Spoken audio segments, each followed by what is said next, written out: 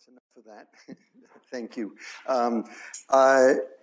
So eventually I'm going to talk about constructing dual processes, but at least my point of view is that they're actually good for something. That is not just being a mathematician and showing you can do nice functional analysis, but they're actually useful. And I thought I would try to give you an illustration of that. So this lecture is focused on the cutoff phenomena.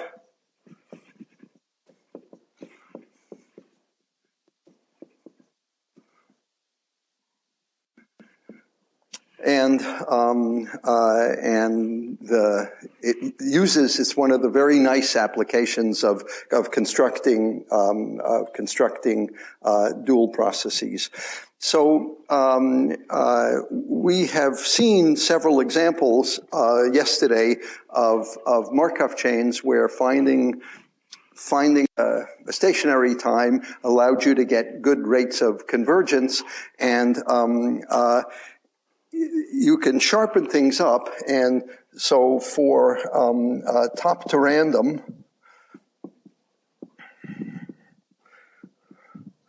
and you remember that I had a deck of n cards, and I take the top card off and I put it in at random, and I do that a lot. I'm going to do it for total variation. If this is L, the number of steps you take, and this is the distance of the Markov chain after L steps to the stationary distribution is uniform, and this is the top to random, doesn't matter where you start, and I'm going to do total variation. Of course, total variation is between 0 and 1, and it's 1 very close to 1.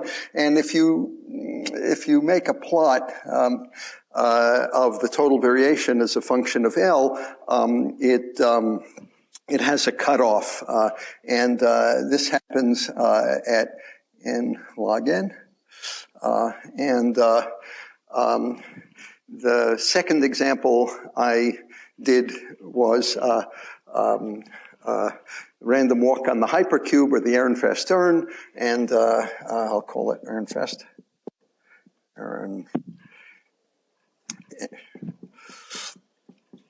And again, there is this looks this way, and this was at 1/4 n log n. And for card shuffling, riffle shuffling, the model we analyzed, you cut the cards in half and you go like that, you shuffle the cards. The theory says that it looks like this, and this is at 3/2 log to the base 2 of n is where it cuts down. So this kind of phenomena happened for all of the first examples that we did, and for quite a while we had to work at finding examples where it didn't have a cutoff. Of course, if you do simple random walk on an n-point circle,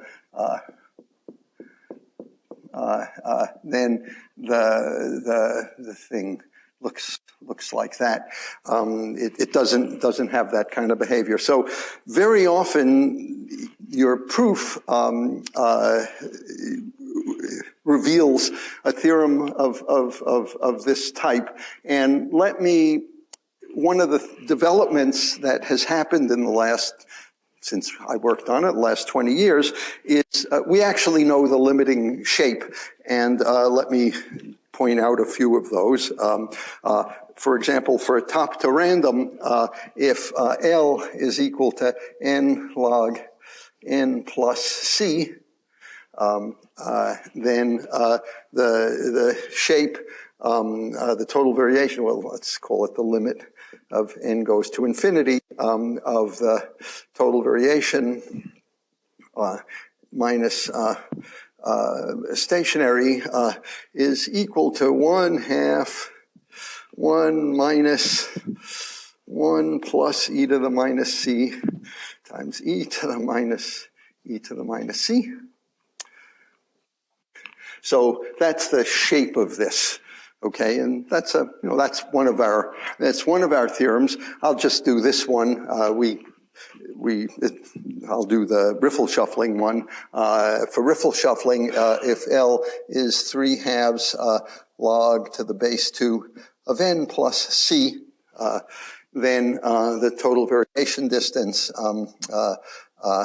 KL from any start to uniform, again, is 1 minus twice capital phi of minus 2 to the minus c over 4 times the square root of 3,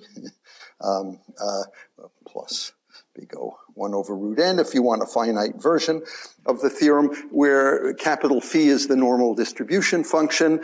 And of course, we know everything about that. And so this shows how it tends to zero exponentially when c is large. And actually, if c could be negative in these expressions, so if you do little less than 3/2 log to the base 2 of n, then it tends to 1 doubly exponentially fast. Okay, we know about the normal, and there's a similar one here. And so there have been dozens of these kinds of profile theorems in the recent literature.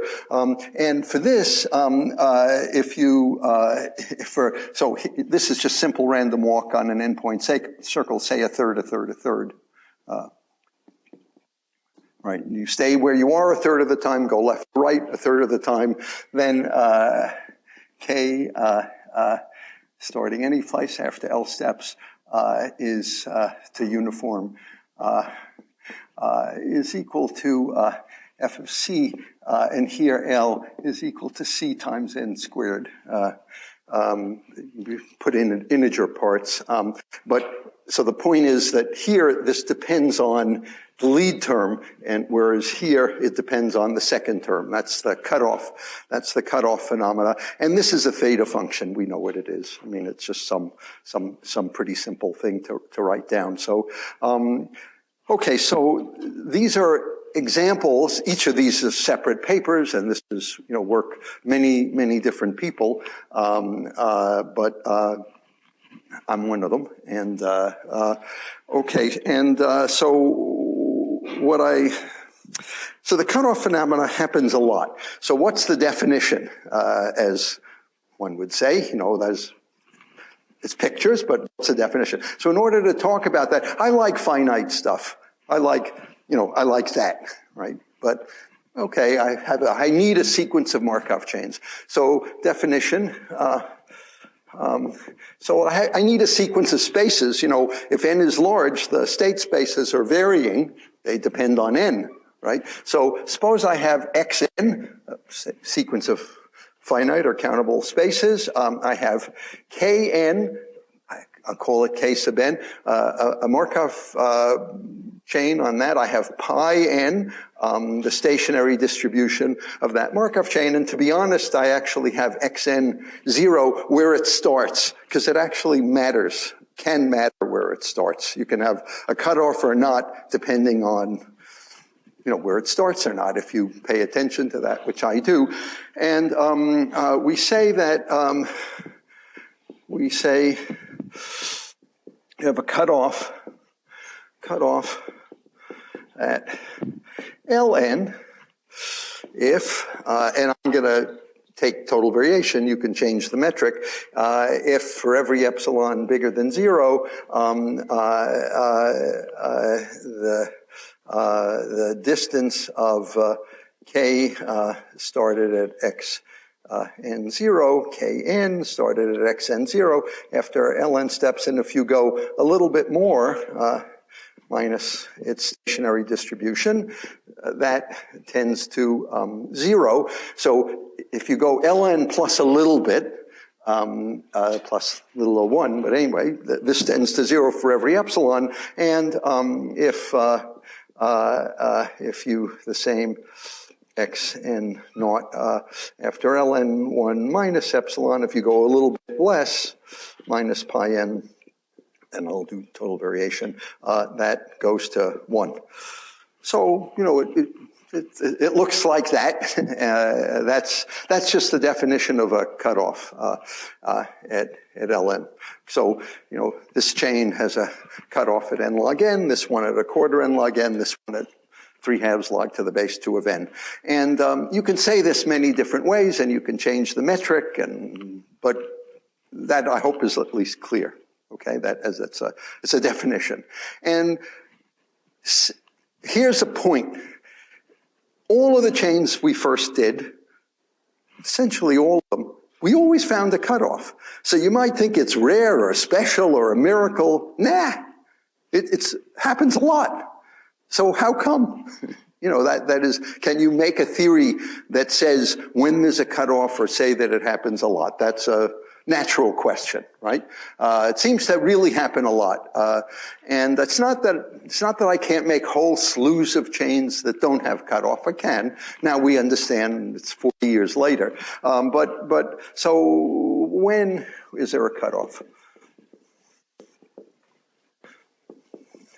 That's a question. There's a thing which I'm going to call it the product conjecture.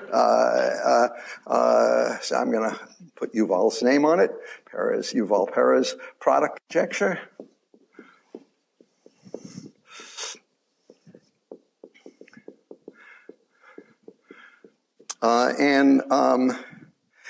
So just let me say, before I even say what it is, it's wrong, right? But it's wrong in some stupid, funny way that only mathematicians could complain about. In reality, it's just right all the time. And so there's a question of cleaning that up and trying to make math out of it. And that's what we're busy doing now, a lot of us. But let me tell you what it is and then illustrate it in these cases so that you can get a feeling for it, because it's morally right. Suppose I have that doesn't matter, but, well, actually, it won't. So suppose my Markov chain, say K pi is reversible, or has real eigenvalues, then with eigenvalues 1, which is beta naught, bigger than beta 1, bigger than or equal to beta 2, bigger than or equal to beta, the size of the state space, bigger than -1, these are non-reversible chains, then the spectral gap of, say, Kn is 1 minus beta 1. That's just the gap. Or okay,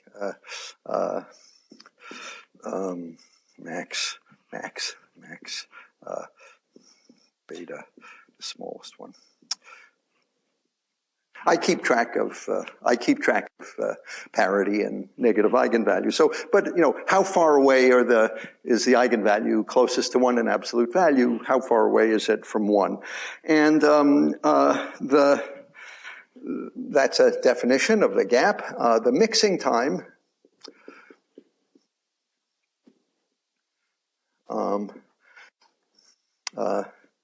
which I'll call tau n, is equal to the smallest L, and such that the distance of k after ln steps minus pi n is, say, less than or equal to 1/4. Anything, but I don't want to keep the epsilon around, so let me just. So the point is, total variation, or any of these metrics, it stays close to its maximum, and then once it gets away from 1, it goes to 0 exponentially fast. And so where does that happen? I mean, this is, if it's less than 1/4, it's just a few more steps and it's random. Okay, but I mean, anyway, that's a definition, right? If you like, and this would depend on x, but and so I could keep x in there. And conjecture.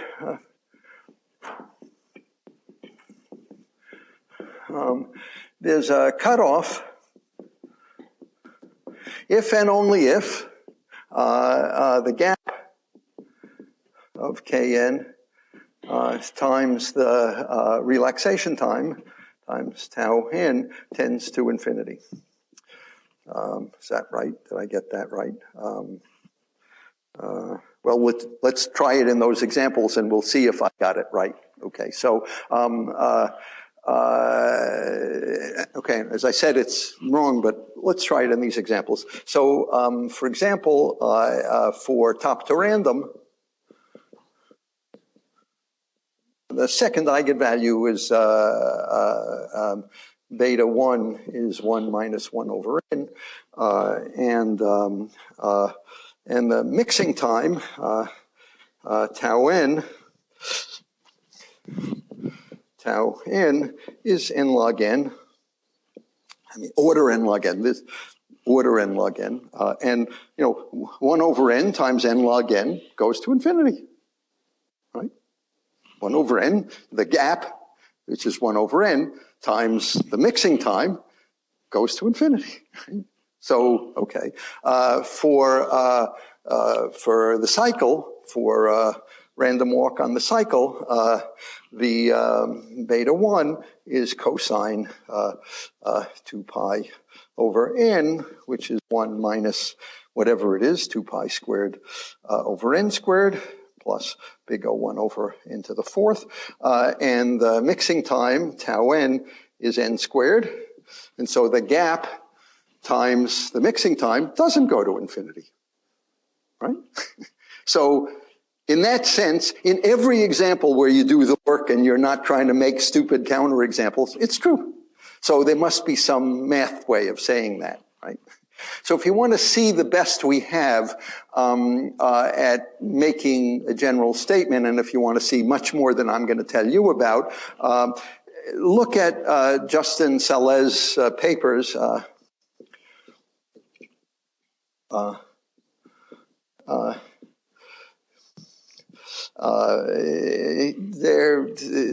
buzzword is entropy. But even better, if you can be in the same room as Justin Saleh and hear him give lectures, he's as good a lecturer as I ever heard. So travel, it's worth it. I just sat through 4 lectures of Justin on cutoff and at Bristol 2 weeks ago. And, I know a lot about cutoffs. It was thrilling to be there, and it'll make you happy too. So lots and lots of, so there's this world of cutoff, okay? And there's these questions, and a lot of people working on it, hundreds of examples where we've done the work. Each one is a separate paper. Okay, but we know a lot. So here's what I want to tell you about, and this isn't a course about cutoff, unfortunately. I could give a good course about cutoff. Here's what I want to tell you about. Why am I doing this introduction? Oh, I know this is as hard work as I do, but it's actually, okay. So theorem, but I'll, with Solov-Cost, so theorem, and I'll put quotes around it because I'll make a real theorem in a second, with Solov-Cost.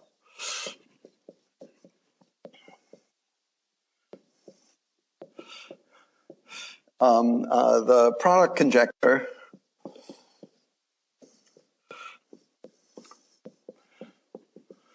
is true for birth and death chains.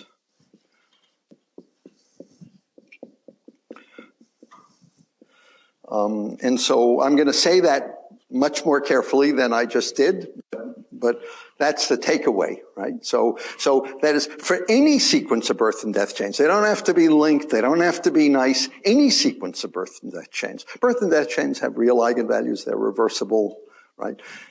The cutoff, the product conjecture is true. So, okay, so, and that is going to use duality in ways that I'm going to, so let me be a little bit more honorable here and try to actually,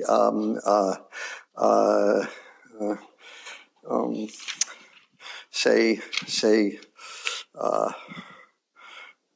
theorem. Okay, so so that's the end of the sales pitch, and now comes something like math. So I'm going to work on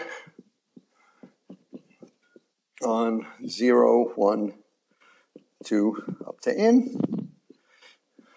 And of course, a birth and death chain has k x minus 1 is equal to q of x, k x, the remaining, is equal to r of x, and k x plus 1 is equal to p of x. And, you know, you have to be careful at the endpoints, and I'm not going to bother to do that, but that's okay. And we know the stationary distribution, pi of x. If you have, you know, I'm assuming this is connected, so suppose that they're all positive except, you know, you can't go negative, right? Okay, so everybody knows with a birth and death chain, there's a normalizing constant times the product, and let me at least write down something correct from j equals 1 up to x of p of x minus 1 over q of x. That's the stationary probability of a birth and death chain, and of course these are, everything in sight is going to depend on n, like n depends on n, but p, q, and r depend on n too. And in order to birth and death chains have real eigenvalues. They all have real distinct eigenvalues.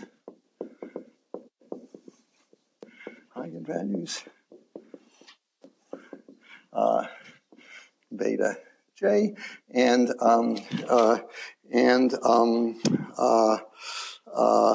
okay. And now here comes weasel words, or honesty. In order to state a clean theorem, I'm going to work in continuous time. I'm going to work continuous time. I don't have to, but it's cleaner. Continuous time. I mean, certainly in our paper we didn't, but and so I guess let me call it I don't know, k of t is just e to the minus t, the sum j equals 0 to infinity of t to the j over j factorial times kj xy. So you just have a Poisson clock, and you, every time the clock, rate one Poisson clock, and every time the clock ticks, you take a step, and our proof, although I'll tell you more sophisticated things. So there's a birth and death chain. At the moment, I just have one. N is fixed. Everything in sight is fixed. Next lecture, I will construct and prove for you and for me. So we will construct a dual chain in duality with birth and death chain, which is also a birth and death chain. Turns out, also a birth and death chain. And it's absorbing at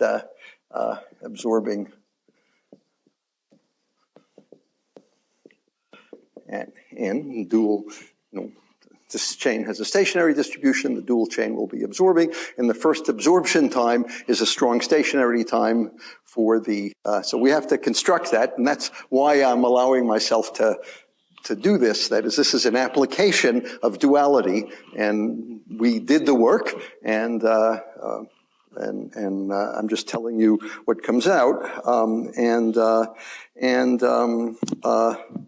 so there's an amazing fact. I still think it's an amazing.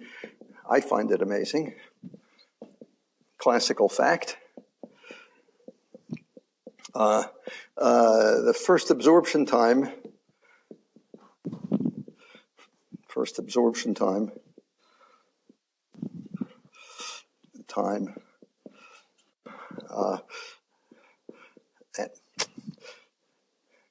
of such a chain, of such an absorbing birth, of such a chain,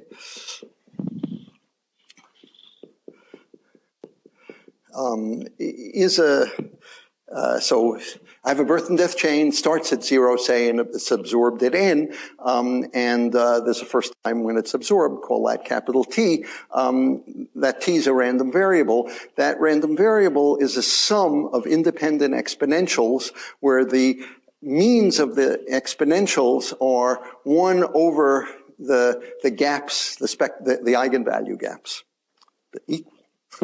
So let me write that down.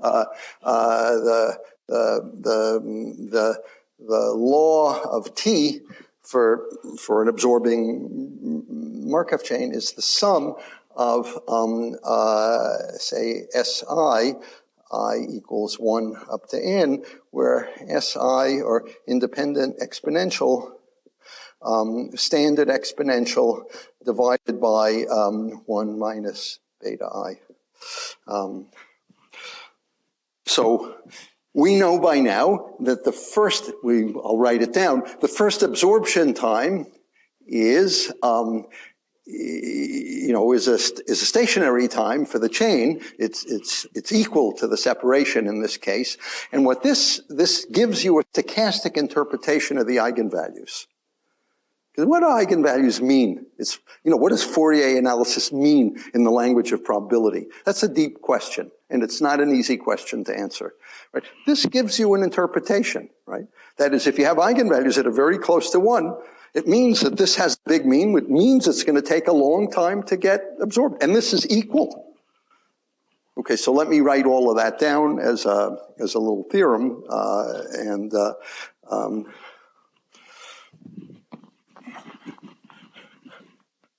so this fact, first, I found it first in Carlin and McGregor in 1950. It's often called Kielson's theorem. He wrote about it in the 1970s, but he wrote about it very well. And we'll come back to that in a second. So let me put all of these observations together so that if you're following, here's a theorem. So theorem, this is with LSC, or on Solivcost. I just have one birth and death chain. Let K be an irreducible birth and death chain on 0, 1, up to n.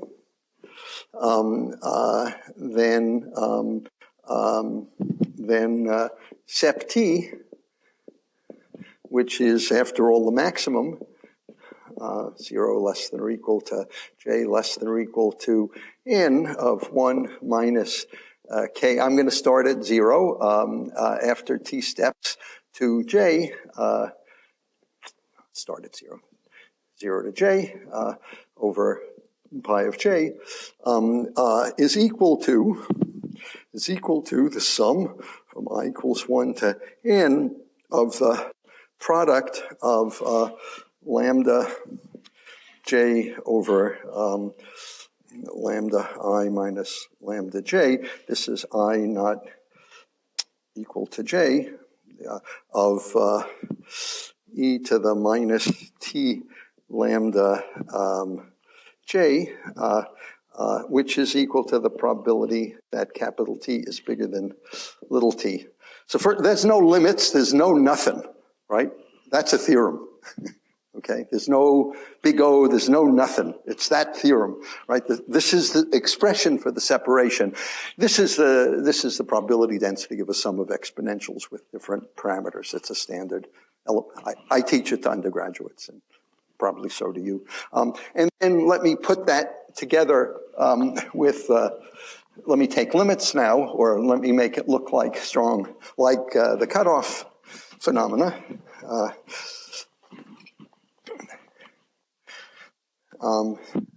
So, sure. E to the minus t lambda j. Good. Good. No, it's thank you. Okay, and let me put it together. Theorem. Let k n pi n, my starting state is 0, be birth and death chains on 0, 1, up to n. Let t n be equal to the sum I equals 1 to n of 1 over 1 minus beta n I. That's it. That's going to be my my cutoff time. Then the first statement is that if 1 minus beta 1, the spectral gap, because I'm working in continuous time, there's no trouble, times Tn goes to infinity. Then for every epsilon bigger than 0,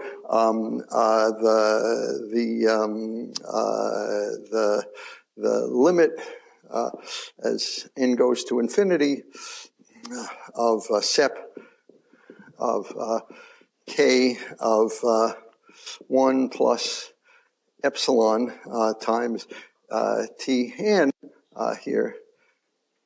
So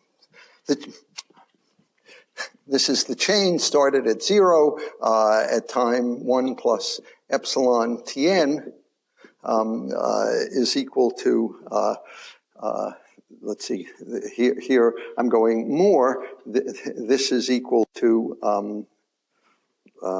0. This is equal to 0. Right.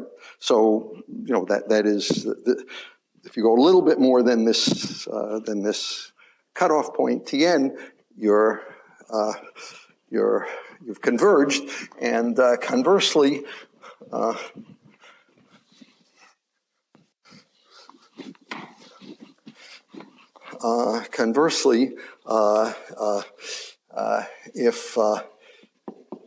if 1 minus beta n 1 times this T n does not go to infinity, then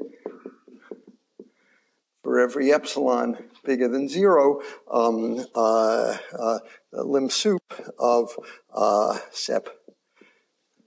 Lim sup of, you know, it doesn't anyway. The lim sup of sep of T n of 1 minus epsilon is bigger than 0, and the lim inf is less than 1. So it doesn't converge to 0. So okay, I find that amazing.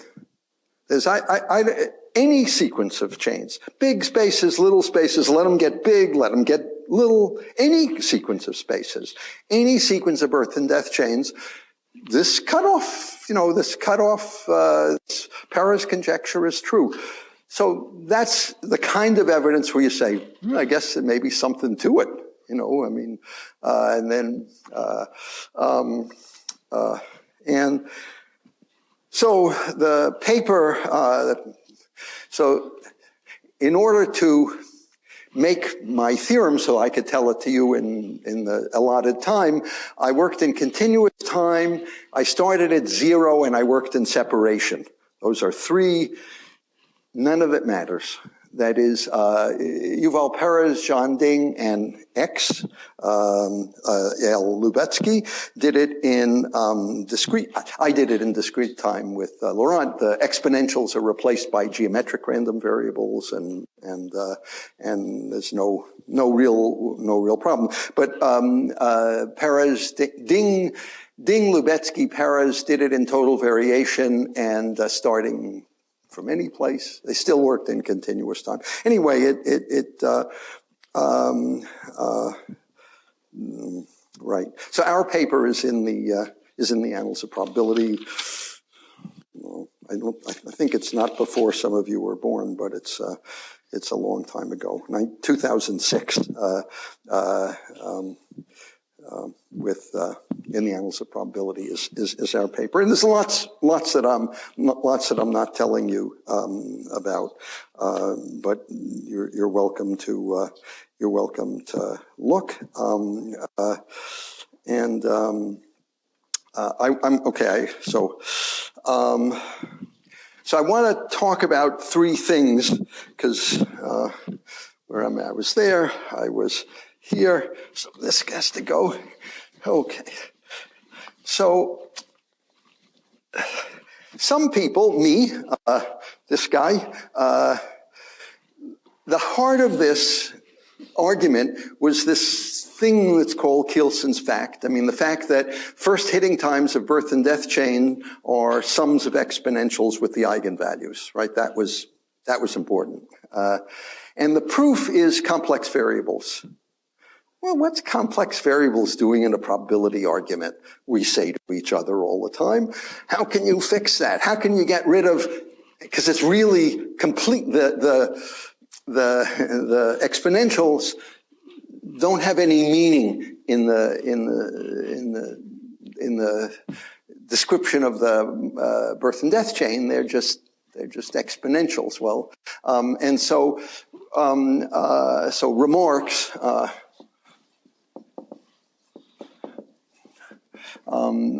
One is with Laurent Miklo and independently Jim Phil did his own. We found, I'll say, a stochastic proof of this formula. Okay, that is, we give a stochastic proof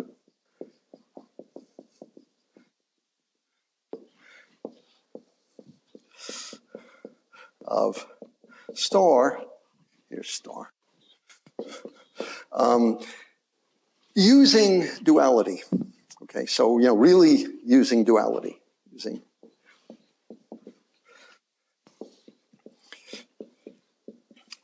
And then Laurent went on and gave a beautiful stochastic account, not just for birth and death chains, for quite general Markov chains, again using duality, interpreting eigenvalues in terms of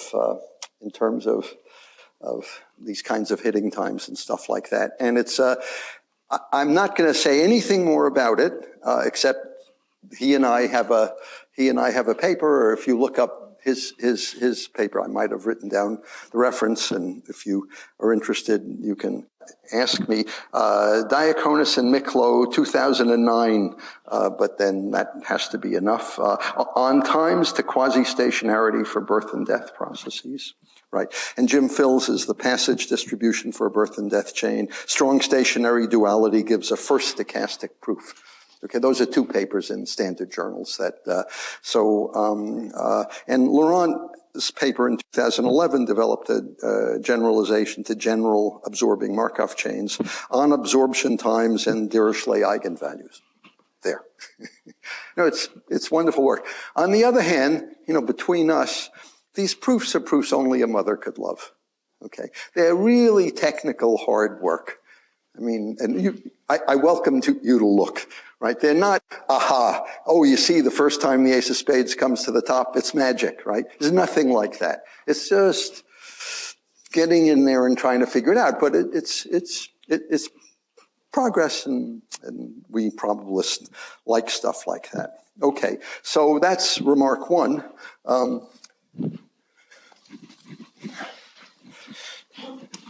I should say that given this theorem, given this representation of SEP, it's not so hard to go from here to here. That's sort of standard calculus. But having a stochastic representation of the dual chain and the connection of duality and separation, that was all crucial. Okay, so Sure. Sure. Because in the original product conjecture, was done in terms of total variation norm, and also the mixing time was defined in terms of total variation norm. Now you use the separation distribution. Right. So you still use the original definition of the mixing time, or do you? No. The first time that separation gets to be less than 5. Right. Thank you. Right. No, and but good. But I'm covering a lot of ground, and thank you for slowing me down. Good. Good luck. It's not so easy to do.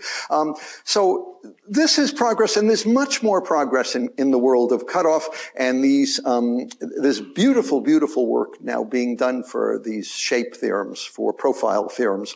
Lots and lots of nice math being done. But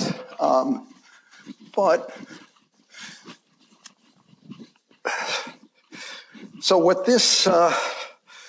I just told you about so far, here comes remark 2. What's true, because that's what I do for a living, is cutoff happens a lot. Okay, it actually happens in natural chains, and it happens again and again and again. Well, can you make math out of that? That is, which is it? That is, we now have, suppose we accept the Perez condition, of course, but I mean, which is it?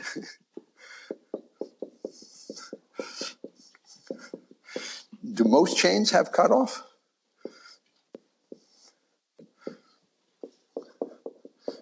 Or many, a positive proportion of chains, whatever that means, have cutoff?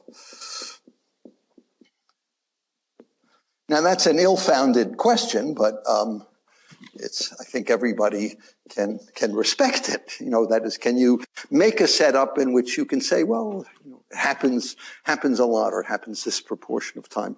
So I want to tell you about one effort in that direction, and there's a beautiful conjecture for you. I saw some nervous shifting. So idea. Try birth and death chains.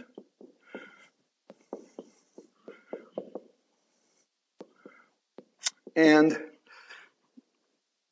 on 0, 1, up to n. Okay. And of course, birth and death chains, it depends on at least the stationary distribution. And at the moment, I'm going to try with a uniform stationary.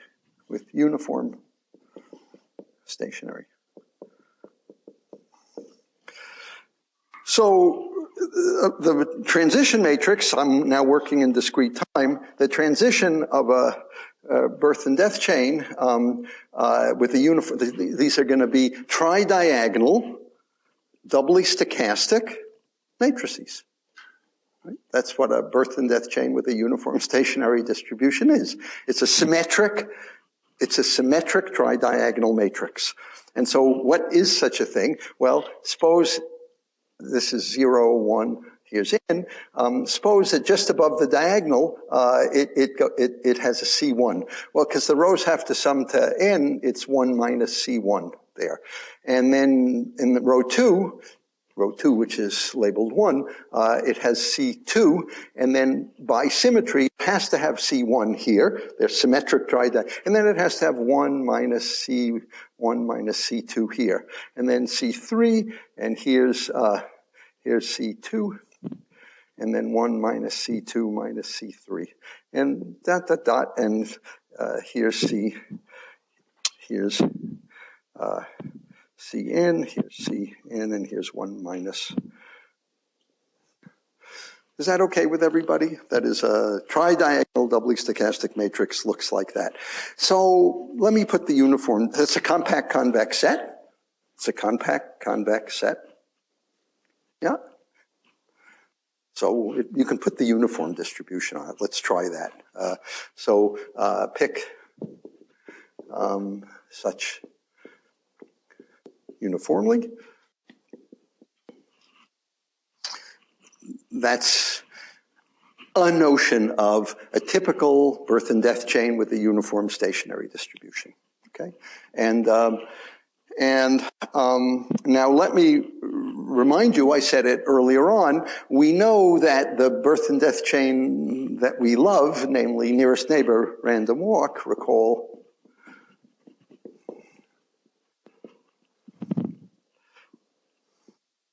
here's 0, here's n, nearest neighbor random walk, just this nearest neighbor random walk, say, don't put holding every place, just, okay, that's a birth and death chain, right?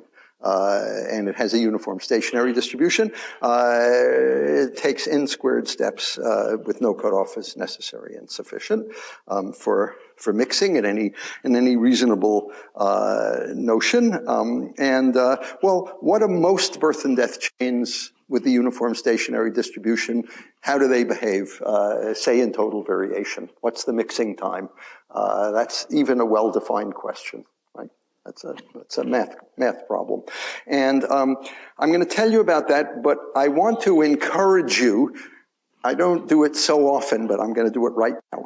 I want to encourage you to look at a paper of mine. It's a paper I wrote with Philip Matchett Wood, PD, and Phil Wood. And it's called Random doubly stochastic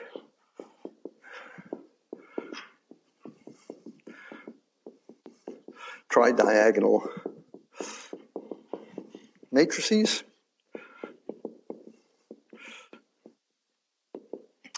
And published 10 years ago, something like that. Let me just stop for a second. Look at this polytope, right? This is a polytope, the set of doubly stochastic tridiagonal matrices. It's a convex set. It has extreme points. It's a compact convex set. They have extreme points, right? How do you figure out what everything's determined by C1 up to Cn, right? That's right. Well, you know, Ci plus 1. So you would guess, well, let the Ci's be 0 or 1. That must be the extreme points, right? That's has to be that's right. But you can't have two consecutive ones because it's 1 minus C1 minus C2. So the extreme points are exactly given by the set of all vectors of length n, 0, 1 vectors of length n, where there are no two consecutive ones. Well, anybody who knows anything, maybe you, knows that the number of such vectors is a Fibonacci number. That's a standard coding of the Fibonacci numbers, the set of all vectors, binary vectors. So the number of extreme points of this polytope is a Fibonacci number. Oh, gee, that's nice. That sounds good.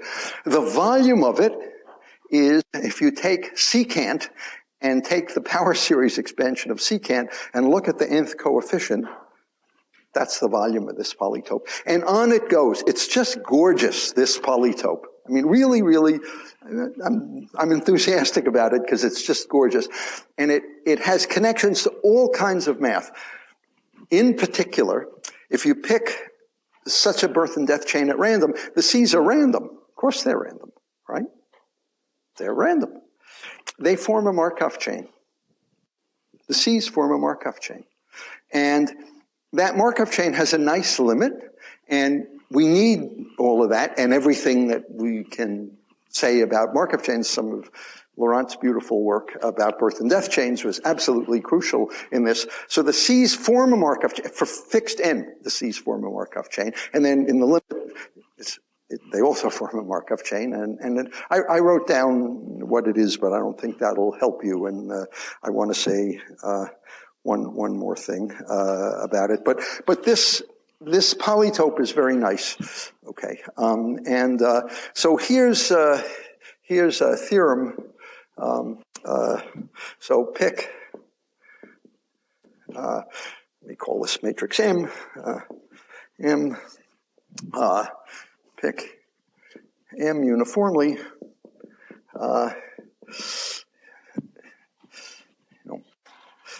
doubly stochastic tridiagonal matrix, then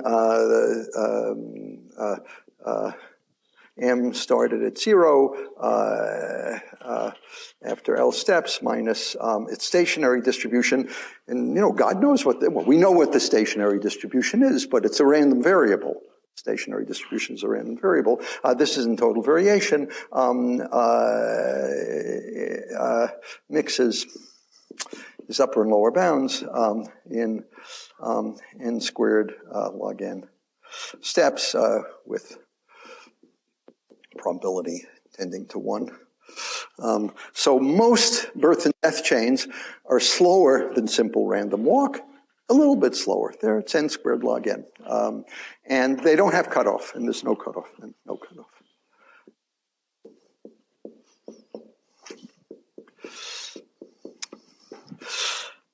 Okay, well, that's a program I'm laying out here, right? There are a lot of birth and death chains. There are a lot of birth and death chains. Take any stationary distribution and do just what I just did.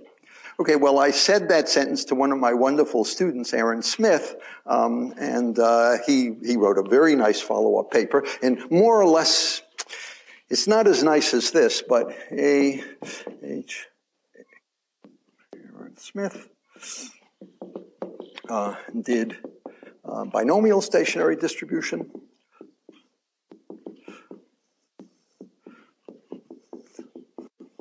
And let me remind you, so that is just, so again, the set of all birth and death chains with a binomial stationary distribution. So the most famous one is the Ehrenfest urn, right? That is, you have 2 urns in red balls, in balls, and each time you pick a ball, put it in the opposite urn. That has a binomial stationary distribution, and it's a birth and death chain. It goes up or down by 1. And the mixing time is n log n, and there's a cutoff for that birth and death chain. He showed that most birth and death chains with binomial stationary distribution have a cutoff. Okay, so theorem almost with probability tending to 1, probability going to 1, most birth and death chains have a cutoff.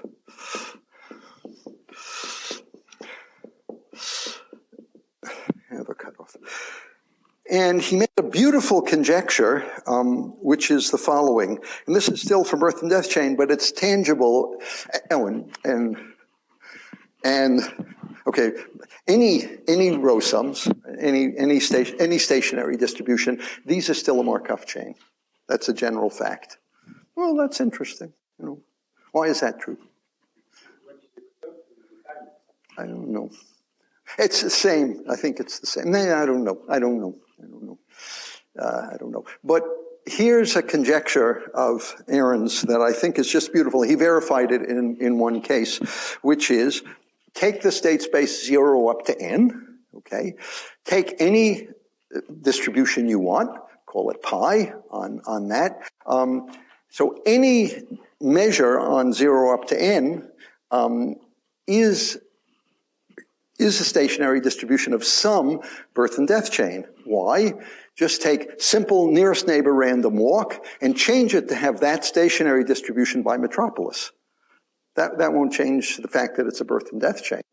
And that's it, right? So any measure, actually also it's a beautiful fact, not as close to that. Any set of eigenvalues, any set of numbers, 1, beta 1 up to beta n, okay, where the betas are all distinct and between 0 and 1, any set of possible eigenvalues are the eigenvalues of a birth and death chain. That's an interesting theorem. That's not a trivial theorem, but it's a true theorem. Okay, so take 0 up to n, take any measure you like, and suppose that if you take nearest neighbor random walk on 0 up to n, and you metropolize it to have that stationary distribution, okay? Suppose that that's a specific birth and death chain. Suppose that has a cutoff. Then he conjectures that almost all chains have a cutoff. That's a nice conjecture.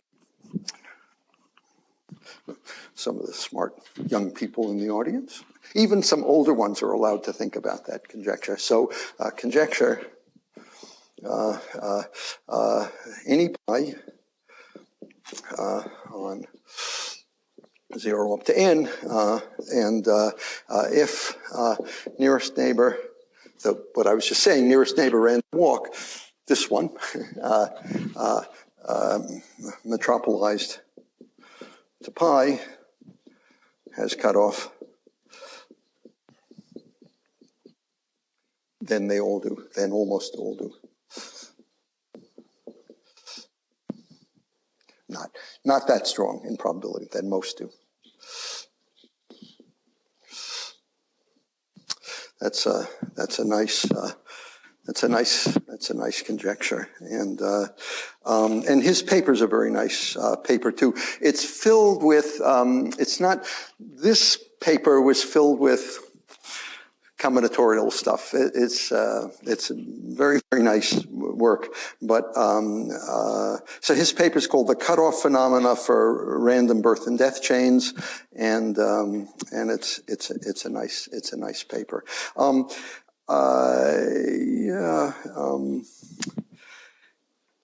Okay, so let me just review what I did, and then leave time maybe for discussion. Today I wanted to present to you a striking application of duality, and the application was the work I did with Solivcost. Oh, I should at least say this.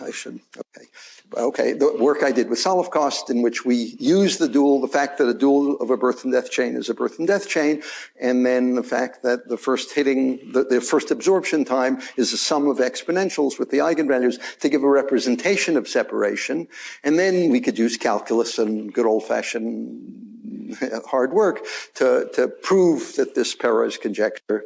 Now, time flies on. When I did that work, 2008, something like that, 15 years ago, I don't know. And a lot of smart people are thinking about cutoff, and not me. And there's been progress. And one of the most striking pieces of progress, I'll just say this talking to you, you can ask me about it during break or something, is there's a very sharp connection that's been beautifully developed between mixing time and cutoff in particular of mixing time and first hitting time of big sets. They upper and lower bound each other in a very sharp way. And using that work, Riddhi Basu, B-A-S-U, and Jonathan Herman and Yuval Perez managed to prove that the Perez conjecture is true. The product condition is necessary and sufficient for Markov chains on trees. Well, this is a guy who lives in the trees, right? Me too. I try to follow them around the trees, but and that doesn't use this machinery. It uses other machinery, and there's been a lot of progress. So their paper is just a gorgeous piece of mathematics. I won't try to tell you more about it, but it's Basu, Herman, and Perez, and it's cut off for. And it's much more general, and there are things called almost trees, and so there's a lot of progress in the world of cutoff, but this was the first progress, and it used duality. And next time I'm going to define what a dual chain is and actually do some work. Right? Okay, thanks.